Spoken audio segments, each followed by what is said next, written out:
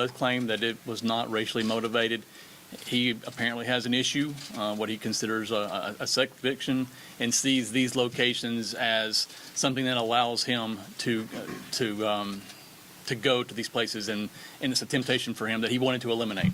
He understood the gravity of it, and he was pretty much fed up and kind of at the end of his rope, and yesterday was a really bad day for him, and this is what he did.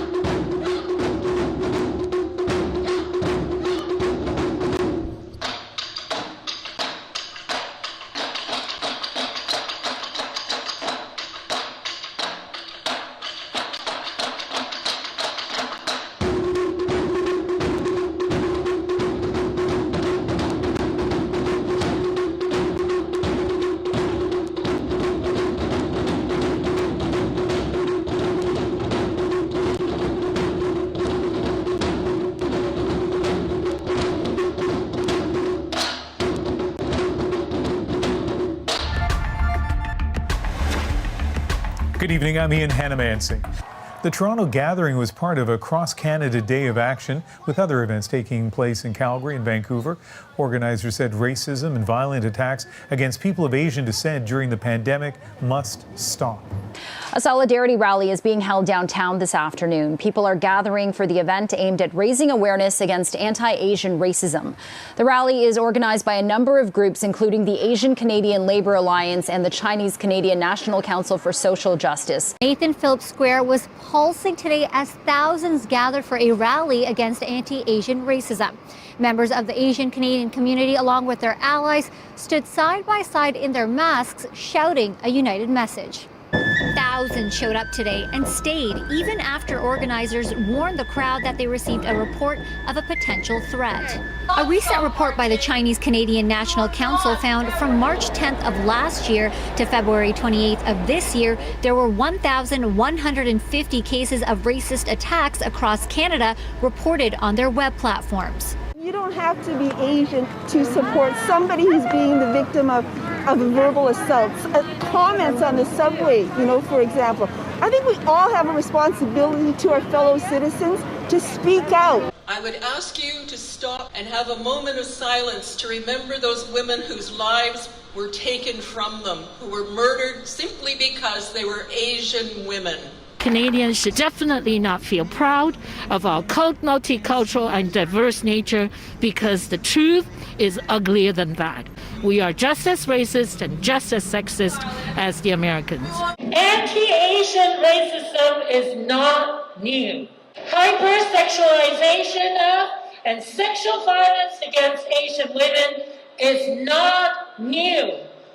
Racism and misogyny did not begin in the pandemic. They will not end even when the pandemic ends. Racism and hate knows no boundaries. CCNCSJ stands in solidarity against anti-Black racism and anti-Indigenous racism. We stand in solidarity against Islamophobia. We stand in solidarity with migrant communities and those with precarious immigration status. We stand in solidarity with sex workers who are especially vulnerable to harm and dehumanization. As we gather to rally, we contextualize recent experiences of COVID-19 related anti-Asian racism in a long history of systemic anti-Asian racism in Canada. That includes the head tax, Chinese Exclusion Act, the Komagado Maru incident, Japanese internment camps, and a racist immigration policy that continues to promote racism and exclusion. Anti-Asian racism doesn't exist in a vacuum. Racism toward our community is situated in a broader reason against all BIPOC community in the framework of white supremacy. It is our mothers and grandmothers We're being spit on. We're being punched. We're being killed. It shouldn't have to take such hate. And it shouldn't have to take people dying for anti-Asian hate to get the attention it needs. How we respond to challenging times, such as this pandemic, reveals our values and priorities as individuals, but also as a society. When those with power and influence do not lead with humanity and empathy, or do not condemn and act against hate, it is our communities who will face the consequences. We should all use our voices to proudly say, we are not perpetual foreigners, we are not your model minority, we all belong here. You have to say it's not a Chinese virus and it's not our fault. Within a span of 4 days, there were 2 hate-motivated incidents that were reported in my community. Racist vandalism that was scrawled on public infrastructure on the wall of a private building. And the words were, "Go home, chink." Well, guess what? We are home. We need to approach racism with an intersectional lens. Racism is multidimensional, and racism can also manifest itself in gendered racial violence. We're from Butterfly. We're formed by massage practitioners and sex workers. In 2019, a sister in Toronto was murdered in a massage parlor. We want the murdered sisters to be remembered. No more sisters being robbed, sexually harassed, hated, or murdered. Calling the police doesn't work for us. The police and law enforcement officers treated us with disrespect, conflated our profession with human trafficking, and affected our work. We can only rely on ourselves to keep ourselves and our sisters safe. 我们有8点诉求. We have 8 demands. 1. Full decriminalization of sex work. 2. Recognize sex work is work. 3. Rights, not rescue, and stop policing. 4. Sex work, not trafficking. Stop conflating sex work with human trafficking. 5. Fight racism, sexism, classism, and homophobia. 6. No cops at workplaces. 7. Status for all. And 8. Guarantee access without fear to all government services. White supremacist violence is carried out by individuals, but it's maintained and reproduced every day through systems that normalize the devaluation of our lives and labor. Let us not see the Atlanta shootings and the rise in anti-Asian racism in isolation. Let us see these violences as horrific examples of how power is exercised in a racially codified colonial society. We must name this.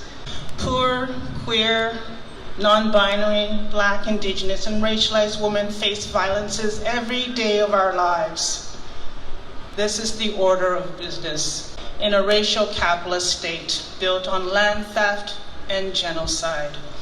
I love Toronto. I believe in Toronto, despite the fact that my grandparents and parents who were forcibly uprooted from BC could not resettle in Toronto because there were quotas and bans preventing Japanese Canadians from living here. Exercise your right to vote because Japanese Canadians were denied the vote until 1949.